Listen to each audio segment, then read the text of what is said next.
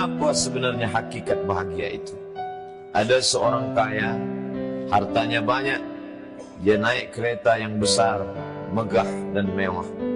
Dalam perjalanan dia tengok ke sebelah kanan ada tanaman padi sawah yang menghijau. Lalu dia pandang ada budak-budak kecil membawakan makanan beserta ibunya menuju pondok di tengah sawah. Suami sudah menunggu makanan siang tiba.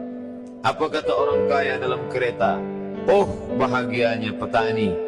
Di tengah perutnya lapar, istri dan anaknya datang. Makanan tiba pada waktunya. Air minum dapat menghilang dahaga. Lapar hilang, rindu pun sirna.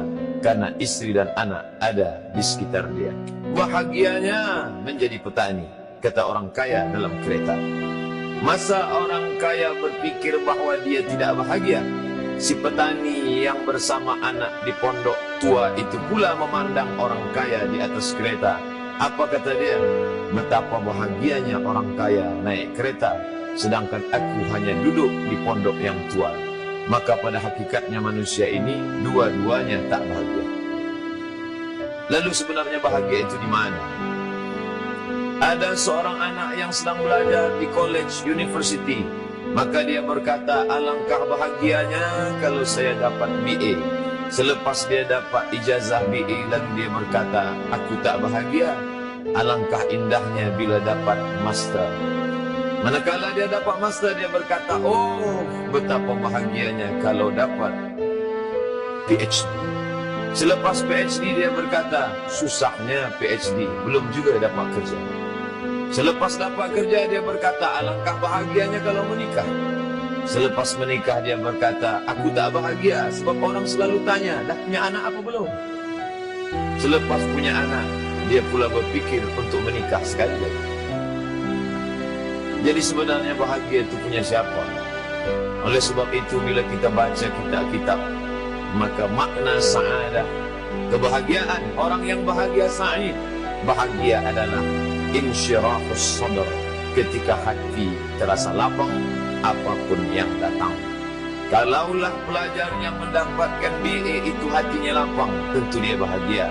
Kalaulah petani yang berada di tempat rumah tua itu hatinya lapang, tentulah dia bahagia.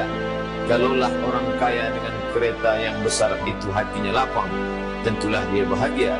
Itulah mengapa Musa alaihissalam di tengah kesusahan hatinya akan melawan ayah angkat bernama Fir'aun. Dia minta hati yang lapang. Kita semua baca doa itu, Rabbi syrahli, lapangkan dada. Itulah mengapa kakinya pecah berdarah, giginya patah, pelipisnya pecah meneteskan darah, tapi dia tersenyum bahagia kerana hatinya lapang. Allah sudah lapangkan hatinya. Apa kata Allah untuk dia? Alam nashrah laka sadrak. Itu beza Muhammad dengan Musa. Musa meminta, Rabbi shrah li sadri wa yassir li amri wahlul 'uqdatam min lisani yafqahu qawli. Sedang Muhammad tidak meminta, belum meminta, Allah dah bagi pada dia. Apa kata Allah? Alam nashrah laka sadrak wa wada'na 'anka wizrak alladhi anqadha dhahrak wa rafa'na laka dhikrak. Bila kau dalam keadaan susah, dua kali Allah ulang, fa inna ma'al usri yusra, inna ma'al usri yusra. Hati lapang itulah yang membuat Haji Abdul Malik Karim Amrullah Buya Hamka tersenyum di dalam penjara. Penanya berjalan perlahan tapi pasti, maka keluarlah tafsir Al-Azhar. Hati yang lapang itu juga membuat Said Qutb tersenyum menghadapi tiang gantungan. Walaupun dipenjara oleh Gamal Abdul Nasir, tapi sebelum kematiannya sempat pula menulis tafsir Fi Zilalil Quran, di bawah naungan bayang-bayang Al-Quran. Apa kata Said Qutb dalam muqaddimahnya? Al-hayatu fi zilalil Quran nikmah. Hidup di bawah naungan bayang-bayang Al-Quran itu nikmat. La ya'rifuha illa man zaqaha. Tidak ada yang boleh mengetahuinya kecuali orang yang pernah merasakannya. Maka bahagia adalah ketika hati terasa lapang. Bila kita nampak raut wajah orang yang tenang cerah, maka ketenangan bukan pada wajahnya. Bila nampak orang melangkahkan kaki dengan tenang penuh wibawa, maka ketenangan bukan pada kakinya. Bila tampak ayunan tangannya tak tergesa-gesa, maka bahagia bukan pada tangannya. Di mana letak bahagia itu? Ala fil jasadi mudghah. Ketahuilah dalam jasad ada segumpal, ada sekepal, ada sesuap. Idza salahat salahal jasadu kulluh. Kalau yang segumpal itu baik, maka yang lain ikut menjadi baik. Wa idza fasadat fasadal jasadu kulluh. Kalau yang segumpal itu rusak, maka dia pun ikut menjadi rusak. Yang segumpal itulah yang mengendalikan mata, telinga, tangan, kaki. Yang segumpal itulah tempat rindu, benci, marah, ridha, ikhlas, fasik, hasad, kufur. Di sanalah bersemayam rindu dan benci. Maka jangan terlampau benci. Habib habibaka haunamma. Kalau kau sayang, sayanglah secukupnya sahaja. Karena boleh jadi hari ini kau sayang, besok berubah menjadi kebencian. Kalau kau benci, bencilah secukupnya sahaja.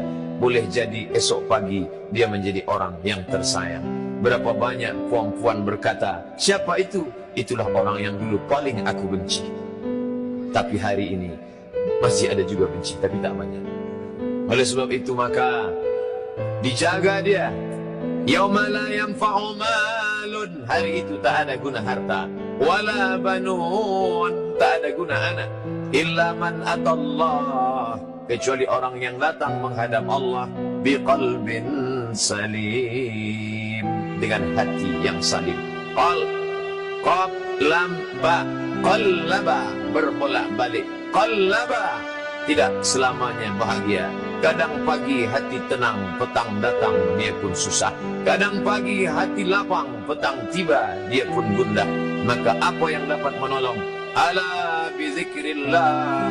Ketahuilah dengan banyak menyebut mengingat Allah, tatma'innul qulub, maka hati akan menjadi lapang. Qalbul mu'min baina asabi'ir rahman. Hati orang beriman berada di antara jari jemari kuasa Rahman. Kalau dia hendak, dia balikkan yang senang menjadi susah. Kalau dia berkehendak yang susah, dia balik menjadi lapang. Berapa banyak orang yang tampaknya mungkin kita kata dia susah, tapi dia masih boleh tersenyum. Sebaliknya orang yang menurut pandangan zahir kita cukup segala, makan, pakai, tapi tampaknya kesenangan tak pernah singgah. Apa sebab? Kerana hati milik Allah. Dia ada dalam diri kita, tapi dia bukan punya kita. Lillahi ma fis samawati wa ma fil ard. Apa di langit, apa di bumi, milik Allah. Balikkan kepada Allah. Dari Allah, balik kepada Allah. Senang mengucapkannya, payah mengamalkannya, lebih sulit memasukkannya ke dalam hati. Oleh sebab itu maka apa cara supaya hati menjadi lapang? Yang pertama, iman. Mesti ada iman. Percaya bahawa dia ada walaupun tak tampak oleh mata. Dulu ada seorang filosof, dia berkata bahawa aku percaya dia ada bila boleh tampak oleh mata, disentuh tangan, didengar telinga. Tapi bila tidak dapat ditengok mata, dipandang mata, didengar telinga, disentuh tangan, maka dia tidak ada. Inilah orang-orang yang berfaham wujudiyah.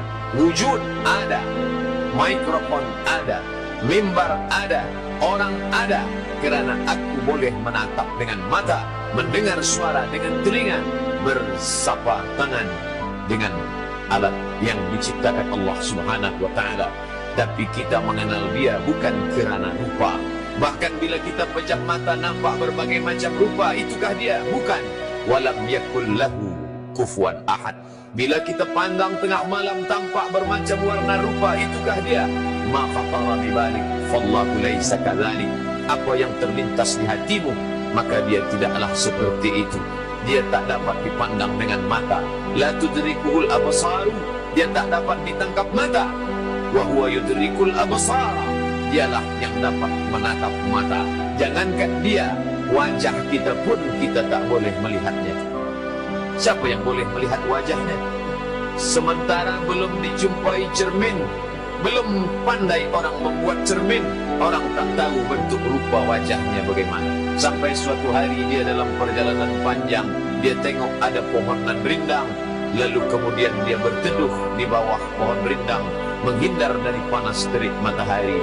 Di bawah pohon rindang ada kolam air, maka saat dia akan mengambil minum dari air kolam, disitulah dia melihat wajahnya. Oh, begitu rupa wajah di dalam air kolam.